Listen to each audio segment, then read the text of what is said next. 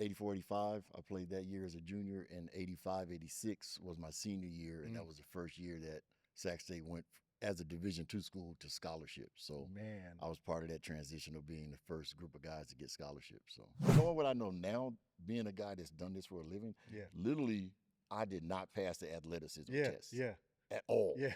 So what happened for me was after that, you know, coach gave me an opportunity to be a grad assistant. Yeah. You know, I took advantage of it.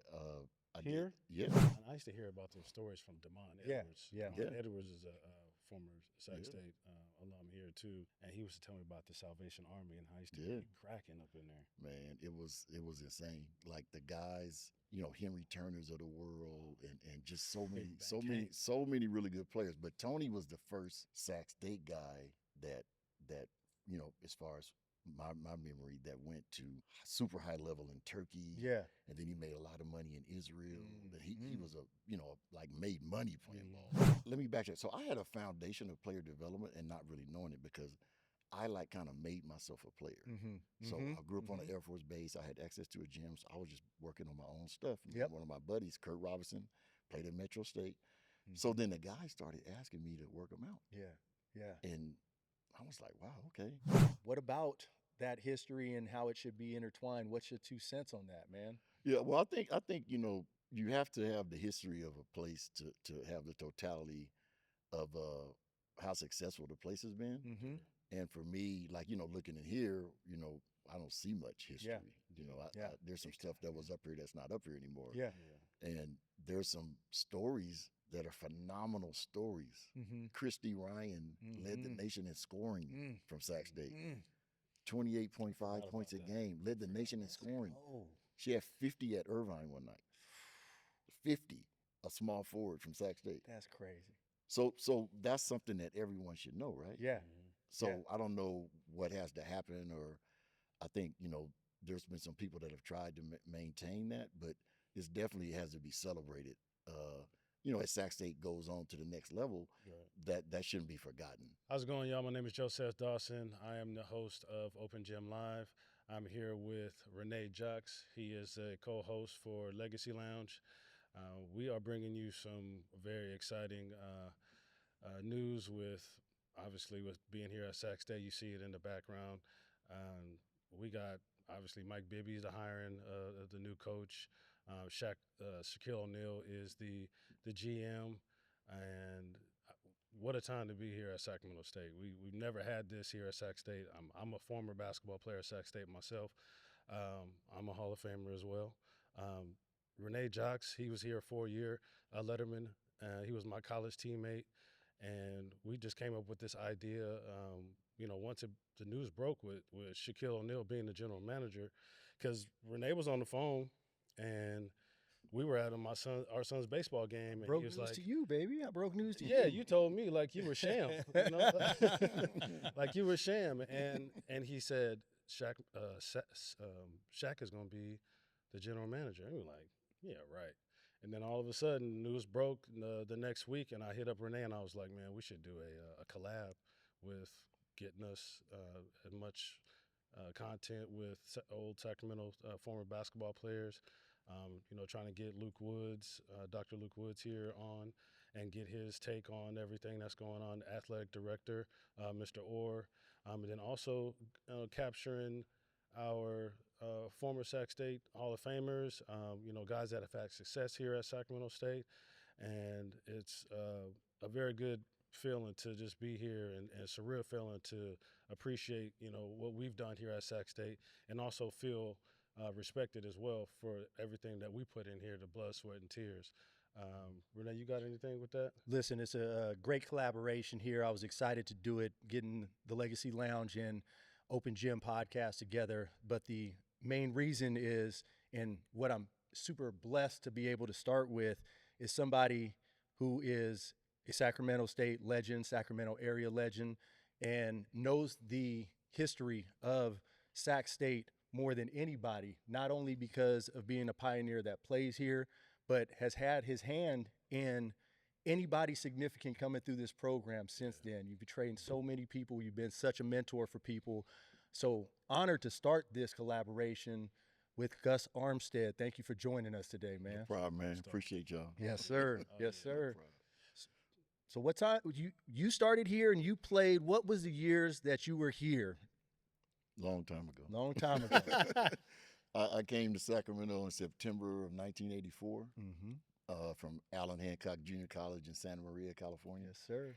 Was raised in Lompoc, California. Oh, yeah. Santa Barbara County. So I came here in 84, 84, 85. I played that year as a junior, and 85, 86 was my senior year, and that was the first year that Sac State went as a Division II school to scholarship. So man, I was part of that transition of being the first group of guys to get scholarships. So insane. So the first scholarship, he's the pioneer of when they even started giving scholarships, man. Yeah. Now, when that came about, when you got scholarship, how did that news break when you found out you were going to get some funding for school?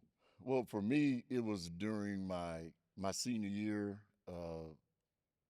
We brought in a lot of, I'll say, from my junior year, we brought in a lot of higher level players. Yeah, yeah. So my junior year started, played, primary minutes. But my senior year, I mean, it was some guys that came here that were, I really say they probably shouldn't have been here.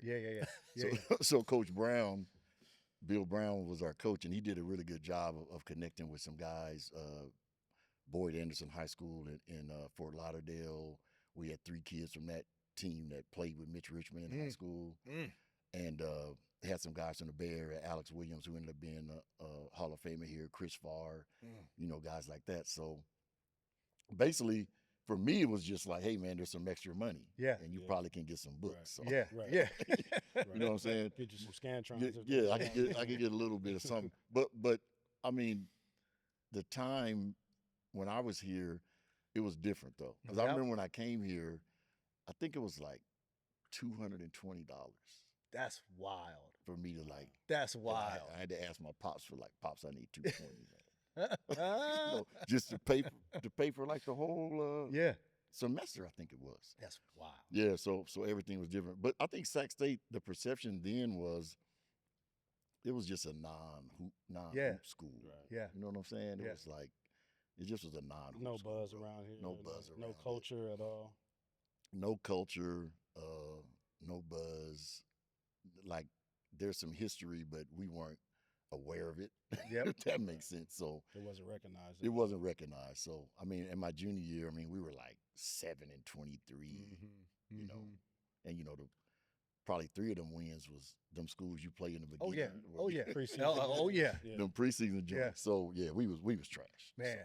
Man. So with your beginning starting here, did you play with? You didn't play with Sean Smart. Was Sean Smart around? Yes, my senior year, Sean was a freshman. Wow. Okay. Yeah, so Sean was a freshman, and I actually remember going to see Sean play when I was a junior because one of my buddies that played, his little brother was playing against Sean when Sean was at North Highland. So we went and watched Sean play, and man, Sean was a high flyer. Goofy foot bounce. off the stand, off the run, like pretty much everything. And he played with Scott Galbert, who was an NFL, tight end for the Cowboys and the Redskins and a bunch of people. So they played together, and Highlands was super talented. So so Sean was a freshman when I was a senior. Okay. Yeah. Nice. I know that obviously being here at Sac State and was talking about. It's not even really a mid-major school. It's really lower than even that. And the conference that it's in Big Sky, and obviously we're not really looked high or regarded as being a big conference, but at the same time, there's a lot of big-time players that have came out of here and gone abroad, to play and extend their career. Can you speak to once you were done with your career here, and what your story was and how you stayed around? I think my story was typical. Everybody thinks they can play. Yep. And I was no different, right? So my little 5.7 points a game or whatever, right? I'm thinking, man, I could probably go make some money and go play somewhere. Yeah. So I went to the G League, back then it was called the CBA. Okay. So I went to the little CBA tryout. Yeah. And me and my wife had just got married. I'm like, I'm finna you know, and I went down there and got humbled. Uh-huh. And then I was like, man, I can't do this. I'm not good enough. Yeah. Like knowing what I know now, being a guy that's done this for a living, Yeah. literally, I did not pass the athleticism test. Yeah. At all. Yeah. You know what I'm saying? So you can only go so far when Yep. you're limited athletically, right? Mm-hmm. So what happened for me was after that, you know, coach gave me an opportunity to be a grad assistant, Yeah. Nice. and you know, I took advantage of it. I Here? did. Oh, Yeah. I was nice. grad assistant after my senior year, and then our coach had a little scandal, Uh-huh. and then our assistant coach Joey Anders was promoted to head coach, and then Joey brought me on as an assistant coach. Nice. So then I did that for another year, and then what happened for me, man? It kind of shaped the trajectory of my life. Tony Massa was our center, 6'8", about 240, Mm-hmm. and he was a dog, bro. Mm. Like he should not have been playing with Mm. us. So then Tony transferred to Kansas State, and when Tony got done playing, then he asked me to help him Yeah. because I was here in Sacramento and I was opening up the gym for these guys to play. Kenny Smith, Ed Pinckney, LaSalle Thompson, Otis Stoll. so That's how I started. Those was how it all my started. guys. So Yeah. they're like, yo, Gusso's opening up the gym. We all gonna be up there. Kevin Johnson was in Yeah. high school, Yeah. and it had just went to Cal. So we all in here bumping. Let's go. So And- before the run at UCLA, you was having that right? Well, we Sac was, State. we was in there bumping, and then you know, the guys started asking me, and let me backtrack. So I had a foundation of player development and not really knowing it because I like kind of made myself a player. Mm-hmm. So I grew up on an Air Force base. I had access to a gym, so I was just working on my own stuff. Yep. One of my buddies, Kurt Robinson, played at Metro State. So then the guys started asking me to work them out, Yeah. Yeah. and I was like, wow, okay. So then Tony needed help, and I hooked up Tony with an agent, Mm. and then it was just like, You just Wow. fell into a bucket of glitter on your own. I really think God set me up, man, because Seriously. it was, you know, there was no player development. You know, I basically was a consultant Yeah. for. Right. I even knew what a consultant was, Right. and then people just started, and because I ran the pro-am, Right. people just started coming to town.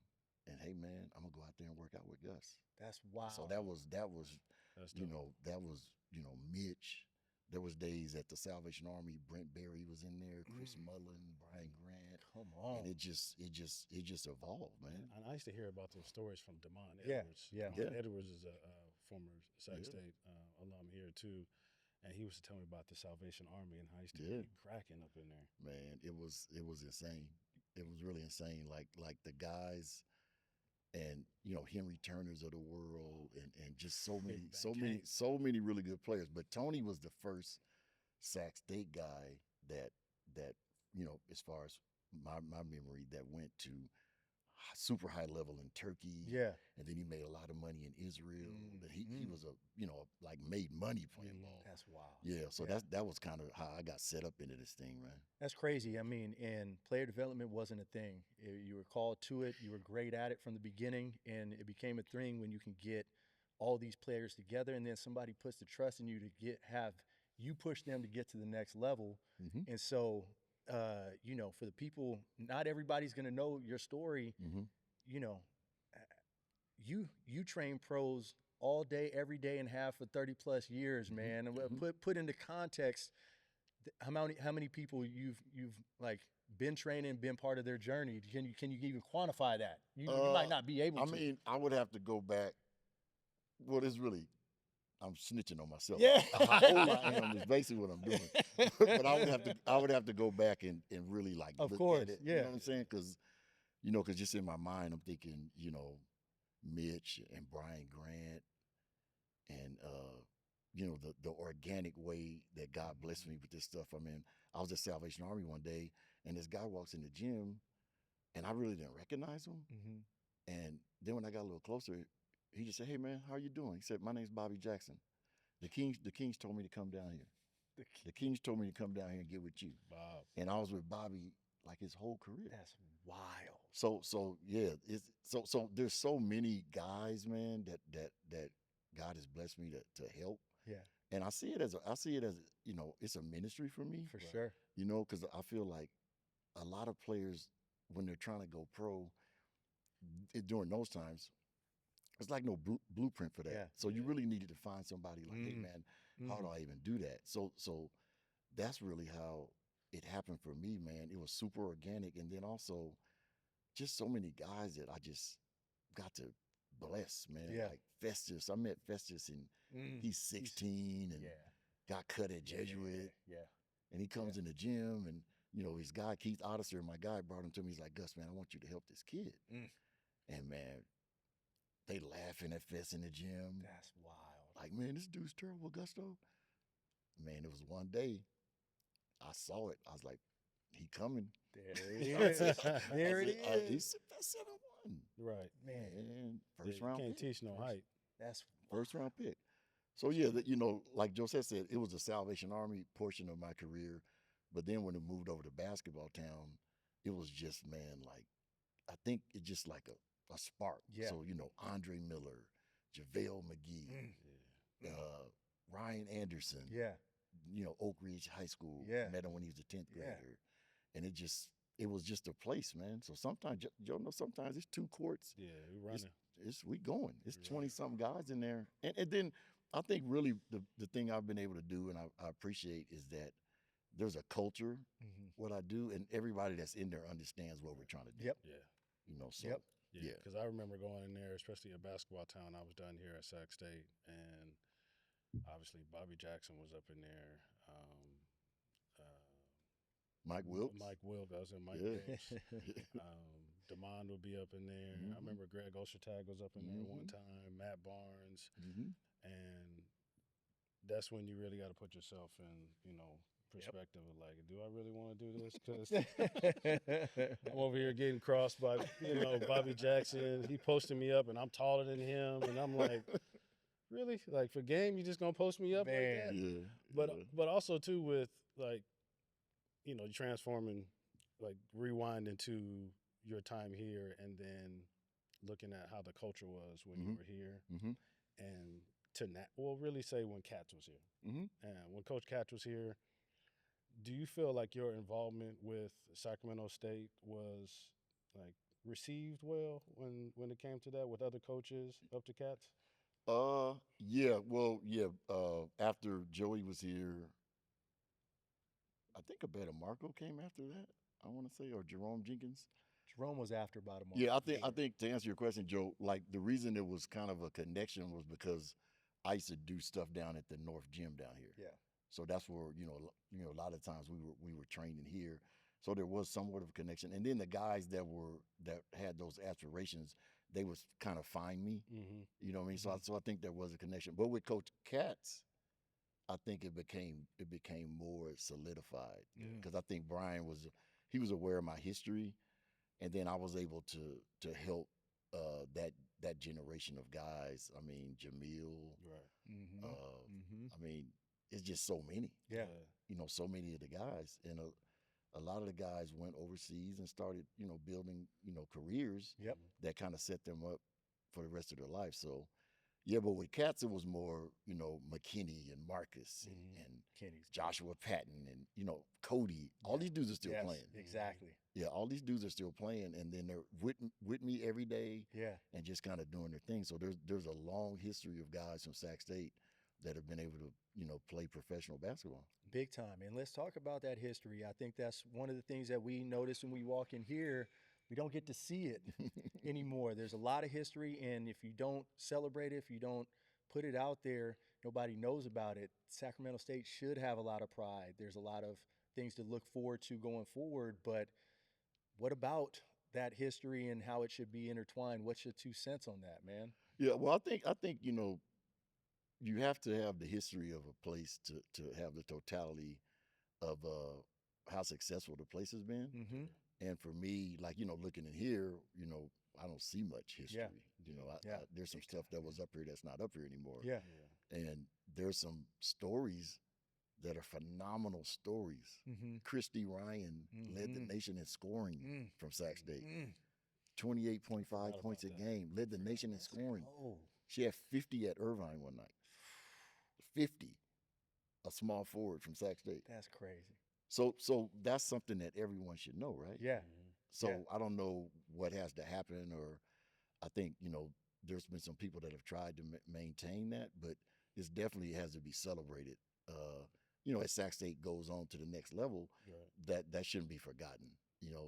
That Cody Demps was the only Sac State guy to get called up to the NBA. Yeah. You know what I'm saying? Like, people should know that. Right. 100%. I think. 100%.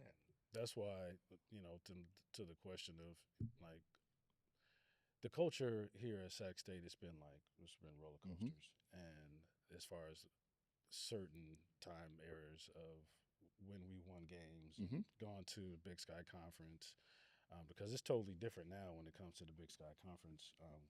Because when we were in Big Sky Conference, there was no like neutral site where you can go to, and that's where the tournament is at.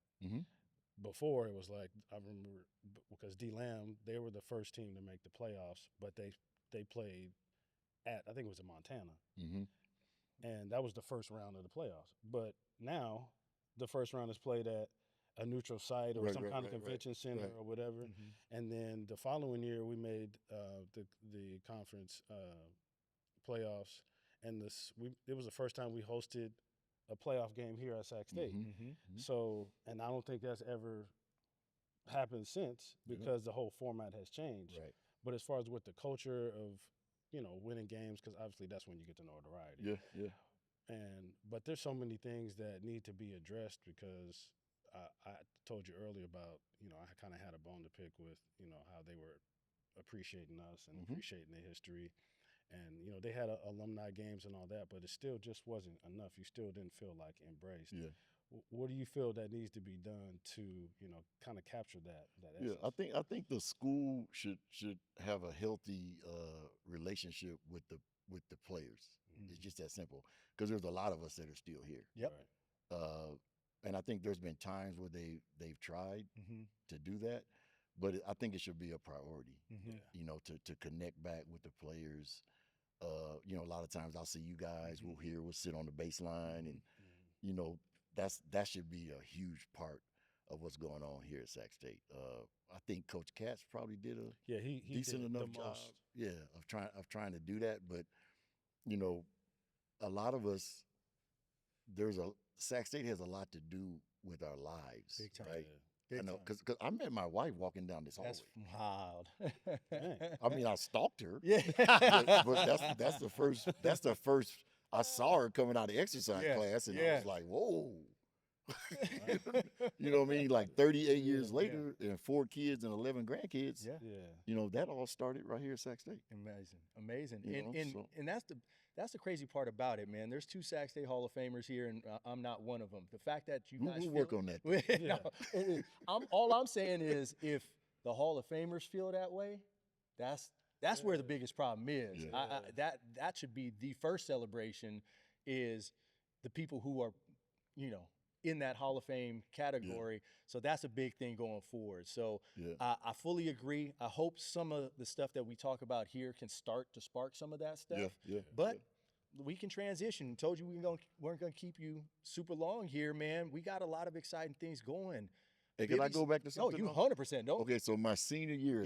My senior year at Sac State. No, it wasn't my senior year.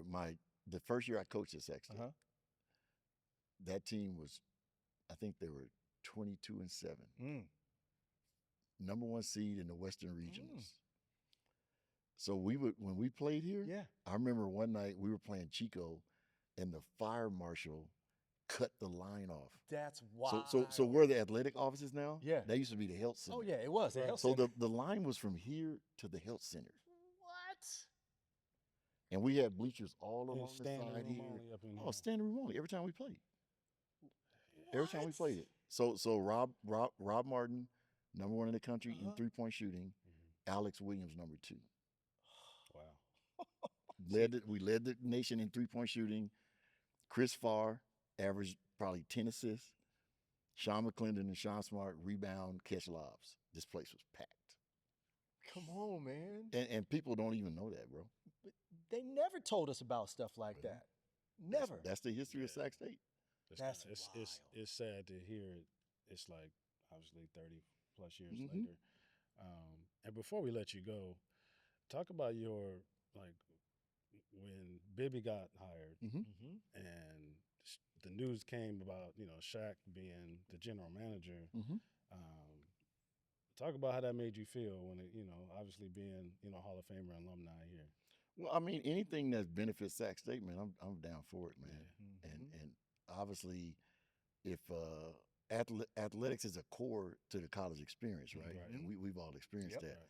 So whatever we can get to bring notoriety, I mean, the biggest thing in what I have to deal with when I'm dealing with the basketball world all these years, I mean, it's such a negative perception of the gym and the facilities. Yeah, that's exactly and you know what I'm saying? So, and that's kind of what it is, man. We shouldn't have to recruiting a kid and you kind of got to walk by the gym real quick. You know what I'm saying? Like we can't do that. So that's got to change. But these big names and these hires should help elevate Sacramento State to where, and to get the local kid, here in Sacramento. Local kids. Yeah. There's been a lot of guys from here that have had amazing careers, but a lot of them did it at colleges other places. No doubt. No doubt. So there are guys in this cats like to joke that, he was the first one to offer Gabe Vincent. You know what I'm saying? But Gabe went to Santa Barbara. So we got to get Sac State and hope Sac State gets to a place where, to your point, Joe, that you can keep some of those kids. Right. Yeah. Because there's something here to offer them. Yeah, 100%. It never made sense for me. We'd roll out to Idaho State, and there'll be some cat from either Sacramento or the Bay Area killing us. Like, why would you ever go to Idaho State over here? The facilities were a big portion of it, so I'm really excited. We're in the place that we're at. Actually, when I got here, the first 2 years we played at Memorial Auditorium, so I actually only played 2 years here. But I'm really excited about the Well being able to be put to a new home for basketball. I think it's going to really change the feeling, the vibe, the culture, and everything. It's been something that you can be proud of, so you don't have to scoop by when you're on the recruiting trip and things like that. So it's exciting times for us, man. Definitely, man. Yeah, man. So, man, really, really appreciate you coming on and giving us a little bit of insight of what's going on up until this point, and we get a chance to celebrate a little bit of it with this, man. Appreciate y'all, man. Gus, thanks for your time, man. Appreciate it. Good stuff. All right, good. Appreciate it. Again, want to thank you guys for tuning in. We're going to definitely have some more former Sac State Hoopers so we can capture these stories of the history of Sacramento State.